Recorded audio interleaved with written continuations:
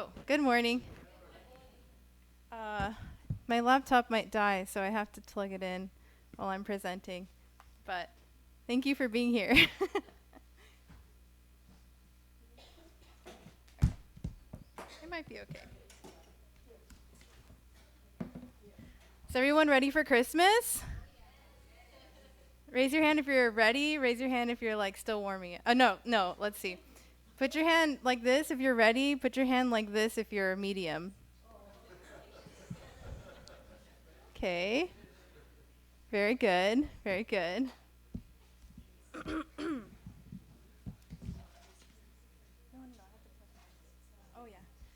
yeah. Today I'm going to speak about shifting into gratitude and how it's helped me in my life. So, excuse me. All right. Okay. Yes. So, is anyone a worrier here? A warrior? If you're a warrior, let me know. You worry for your whole family. No, only me? Okay. I see some moms raising their hands. That's usual. Basically, what I'm gonna be talking about today is a practice I use. It's very simple. It's just kind of a shift in the way that I speak to God and the way that I pray, and how it's really helped me to shift into more gratitude and more trust in God and less of like worry and fear. So, as I said earlier, I am a worrier. I don't know if it's the way I was raised. You know, my parents are worriers too. I would pray a lot that God would protect our family. And I almost to the point where, like, if I don't pray that, then I feel like God's not going to protect our family. Can anyone relate? Or am I the only one that you feel like you have to pray for things or else they're not going to happen? Yeah? Okay, good. Yeah. So it was almost like I wasn't really trusting in God that, like, even if I don't pray that day, or even if I don't like kind of like if I do something, if I make a mistake, God is going to punish me. Has anyone felt that way before? Yeah. So my prayers kind of used to go like this, where I would pray, God, please protect us and keep us safe, and keep the kids safe. And while we're driving today, I would just worry about it. But instead of that, I started to change the way I was saying my prayer. Next slide. So instead of saying, God, please protect us today, please keep us safe, please let this go, it's kind of like the way I was praying is sort of like, I don't think God's going to actually do it. And so I'm kind of like desperate, like, oh, like, please do this for me, please. But instead of that, I started to pray, God, thank you for protecting me today. Thank you for keeping my family and me safe today. Thank you for allowing the interview to go well today. And I started to kind of declare thank you for the future, even though I don't know what's going to happen. Obviously, all of us don't know, what's going to happen in our lives. We can't always control everything. But I started to thank God for the future, assuming that it's going to go well. And that was really a game changer for me. It seems like a very small shift, but it really helped me feel closer to God and to trust him more. I could tell it's working because when I was in an airplane, I usually get kind of scared, and I just visualize the plane falling down. Am I the only one? Because I've seen like stories on the news where like, okay, I don't want to scare everybody, sorry. But I'm going to. I'm just kidding. A piece of the plane would break off, and then it hit someone's like window, and then this lady's body got sucked out, and then she like died. And I was like, and then I never let my kids sit near the window anymore, because I'm just like, their bodies are so small. Like when they get sucked out of the window, they're gonna suck out of the window, and they're gonna fall to their death. Anyway, you know how my mind works, right? I don't know. I'm not the only one, right? I catastrophize a lot and overthink. But anyways, I'm working on that. But when I was on the airplane, I said, God, thank you for protecting us. Thank you for protecting all of us while we're on the airplane. Thank you for keeping us safe. Thank you for allowing us to fly safely and land safely. And then that really brought peace to me. And instead of feeling like, I don't know what's going to happen and God, please protect us, I really don't know, what if the plane falls down? It's a shift. So that really helped me a lot, to start to trust God and to know that he's on my side. He's working with me.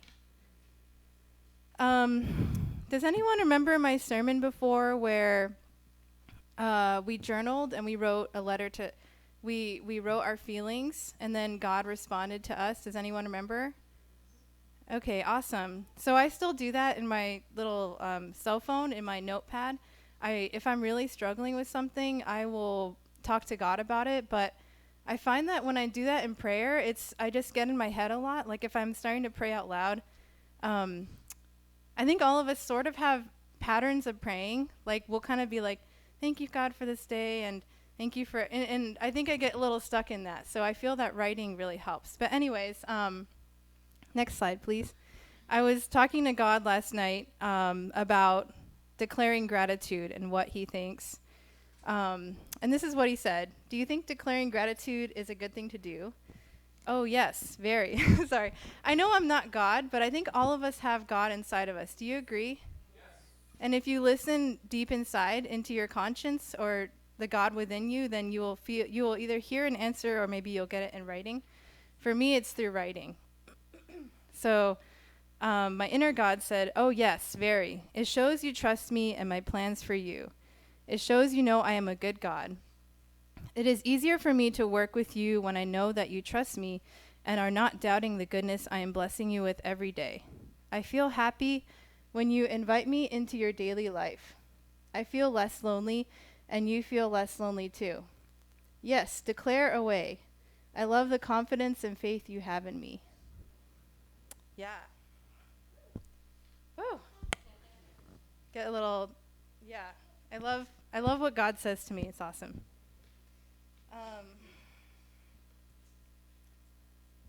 Next slide. So some examples of declaring gratitude for the future. Dear God, or Heavenly Parent, thank you for keeping us safe and healthy today and protecting us this week. Thank you for keeping us safe, all safe on this airplane.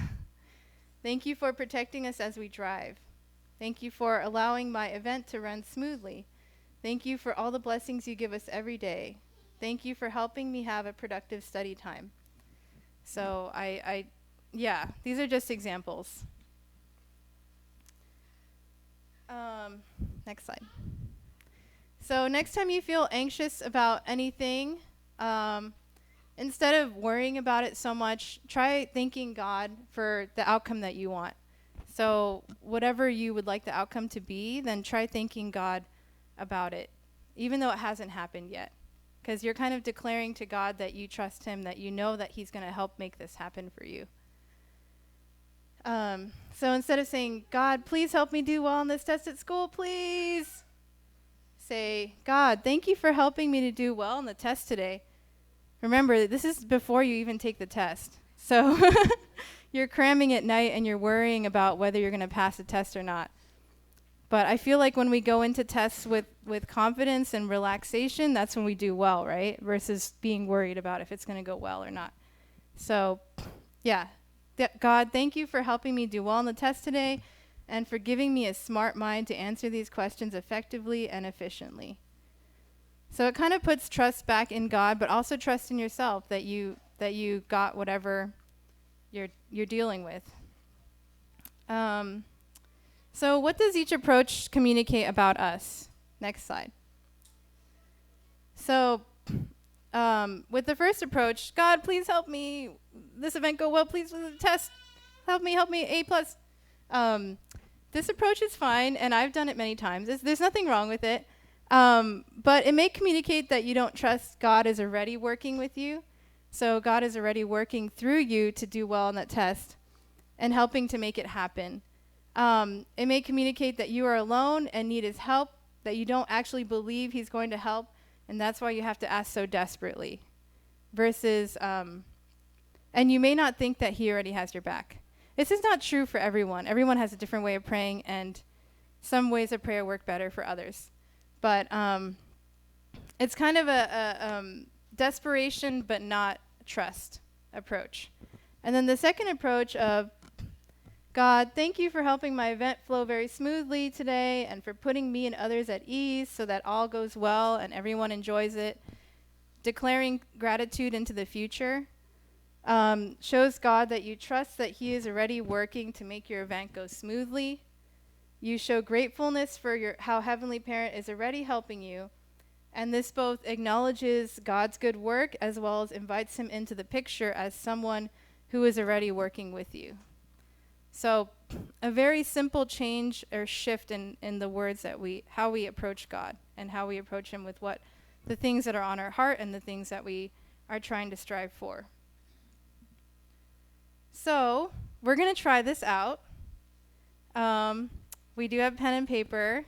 I am a teacher, so I'm going to make you work. So what we're going to do is you're going to write down 2 things that you may be, next slide, even a little tiny bit worried about. I know there's some people here who never worry about anything. Alan Becker. It's extremely annoying that I'm always worrying, and no, it's not annoying. It's actually wonderful because he helps me to see how crazy my thoughts are and that they're not, that he's, I'm thinking irrationally, and it really helps calm me down. So I'm really grateful for that. But 2 things that you may be even a little bit concerned about, or something that you're very concerned about. So thank you, Precious and Kevin and Uncle PG, for passing out paper and pens for everybody. And then after you write those 2 things down, there's no rush. I'm just letting you know what's next. You're going to write down a gratitude declaration about that worry. So a statement that is thanking God that this specific situation is going well and why it's going well.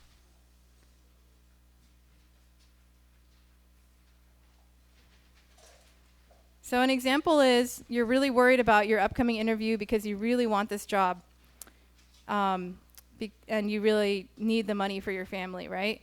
So an example of a gratitude declaration is, thank you, God, for allowing my interview to go really well.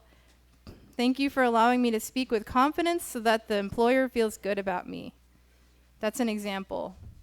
So go ahead and write your two worries and then 2 gratitude declarations for those worries. Take a few minutes to do that.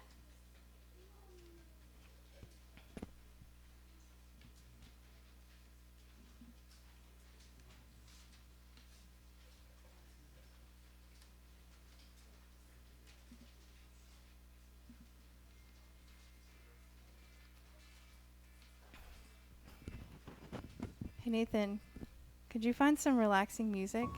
Thank you. You guys got it.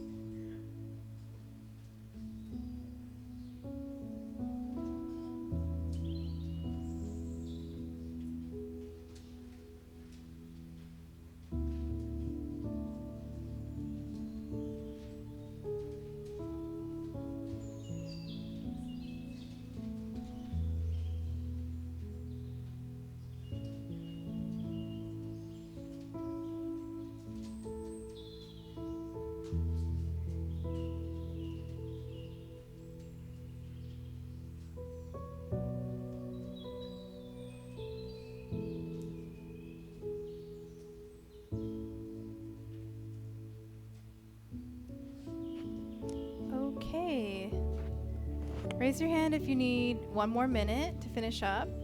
Okay.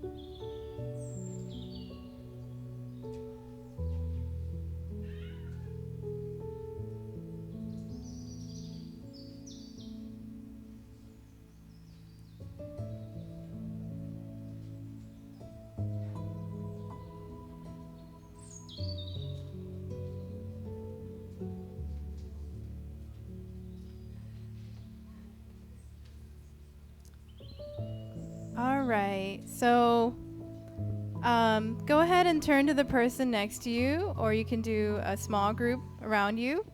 You don't have to share exactly what you wrote because I know it's personal, but just how does that feel for you to see your worry in the lens of gratitude? So go ahead and share with the person next to you. Take a few minutes to do that, and then switch so the other person gets a chance.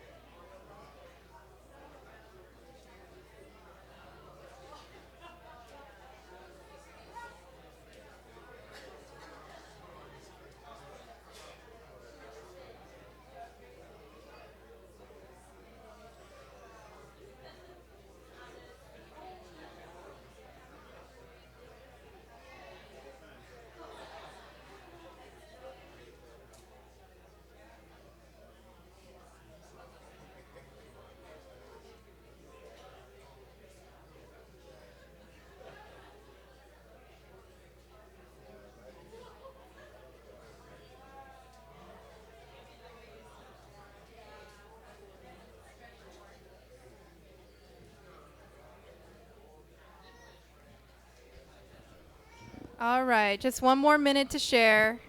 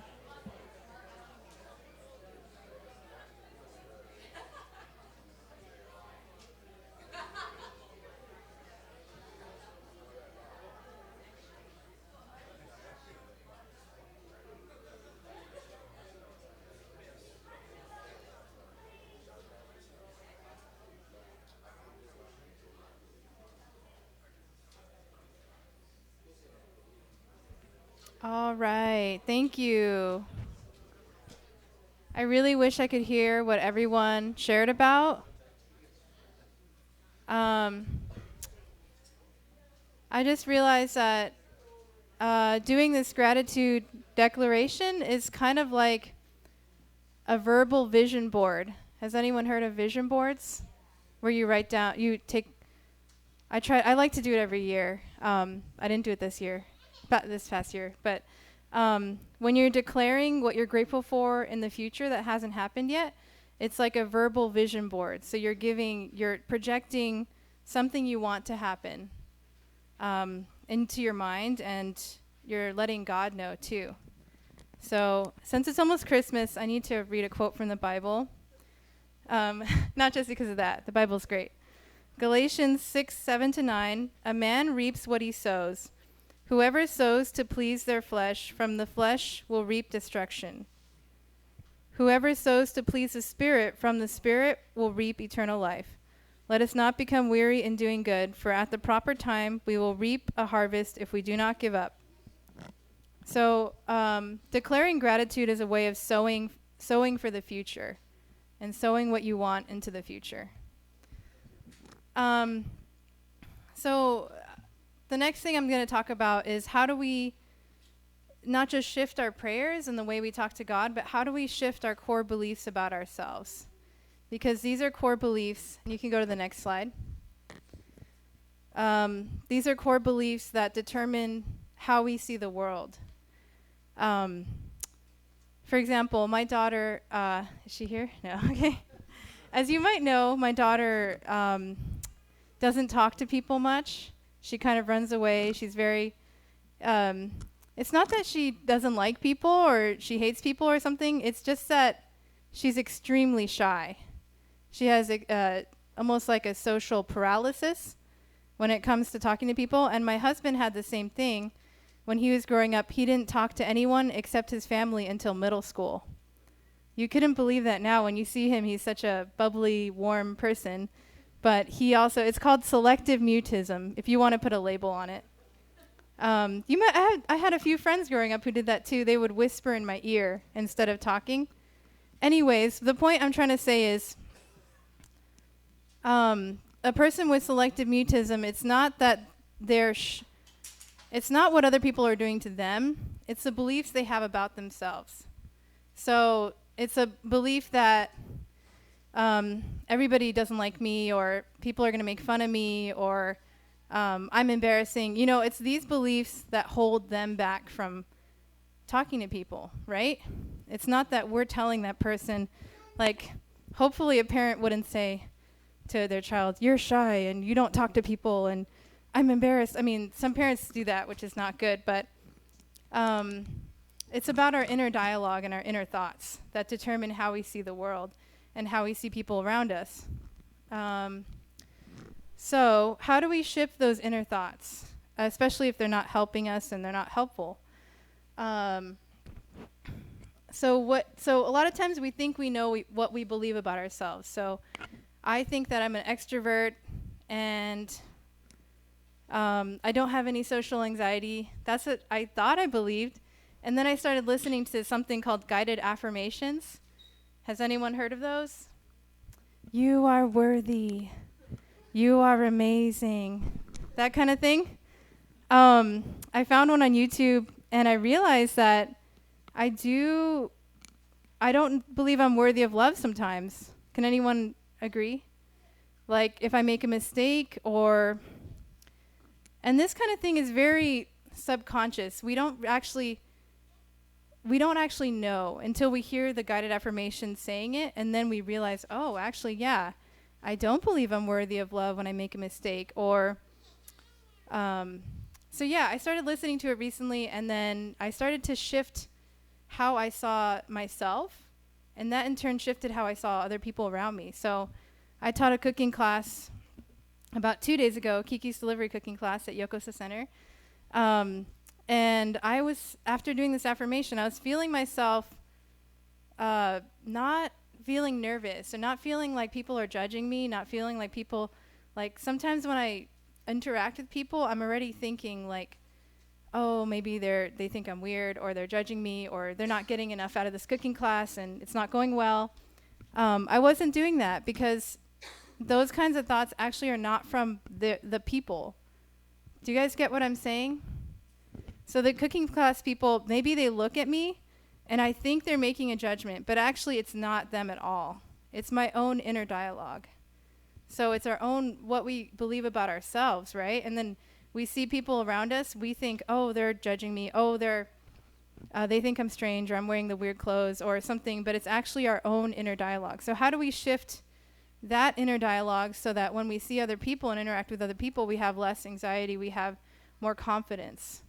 So I find that guided affirmations really help with that. And yeah, the beliefs we have about ourselves and if we are worthy of love, forgiveness, blessings, and more play a huge role in shaping how we perceive others and the world. If I see myself as unworthy of love because I've made mistakes, I probably will start to see others as judgmental when it's really me who is judging myself. If I believe I'm not lovable, the world around me will prove that belief to me, because I already believe it about myself. My beliefs about myself create my thoughts. So I used to have a lot of scary thoughts all the time, and I still struggle with it, but after I started doing guided affirmations, I felt those thoughts start to go down. And I thought before, everyone has scary thoughts. It's just like a matter of if you pay attention to it or not. But it was more like my core beliefs about myself were creating those scary thoughts, those anxious thoughts. So I realized I need to somehow shift those core beliefs I have about myself. But how do we do that? We can't always do it through reading something, or sometimes prayer helps a lot. Guided affirmations for me are kind of a way of, I don't want to say brainwashing, but just a way of shifting the way I was thinking about myself. And doing that helped me see others in a completely more open light. So we're going to do a guided affirmation, another activity. So we're going to listen. We're going to close our eyes and breathe deeply, relax our bodies, and listen to this guided affirmation for about 5 minutes or so.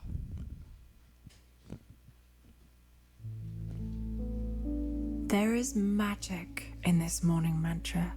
Use it every day and you will manifest incredible blessings into your life. Let us begin. Today I awaken my full potential.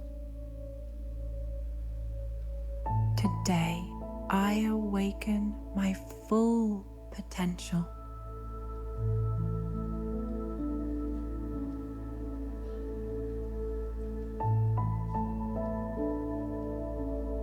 I am a channel of peace and light. I am a channel of peace and light.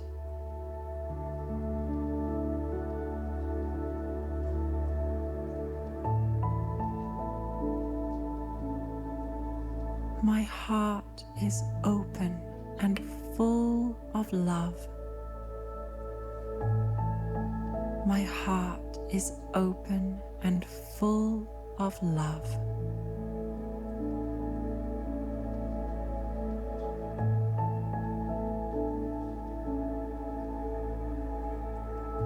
Every breath I take is a gift.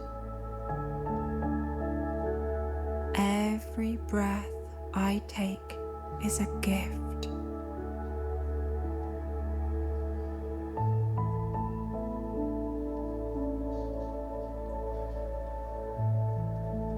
I am blessed.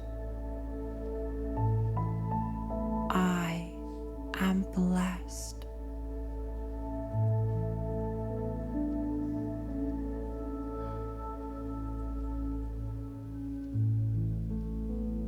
I am guided, protected, and supported always.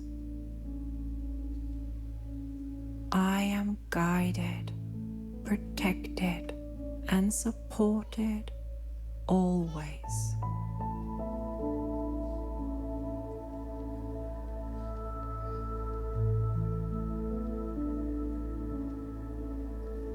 I choose love. I choose forgiveness. I choose joy. I choose love. I choose forgiveness. I choose joy.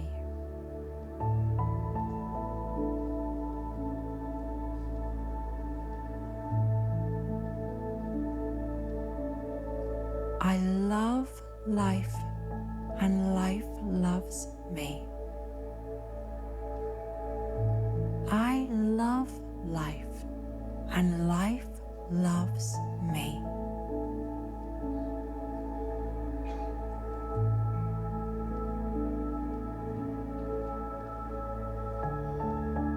I am grateful. Thank you. I am grateful. Thank you.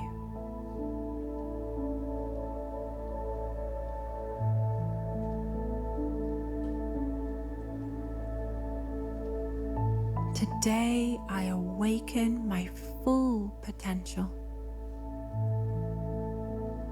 Today I awaken my full potential.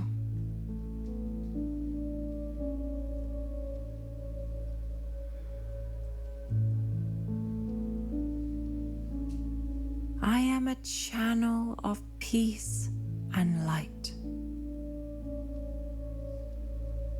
I am a channel of peace and light.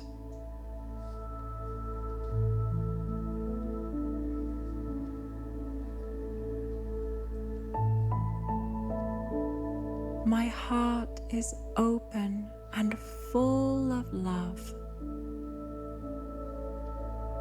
My heart is open and full of love.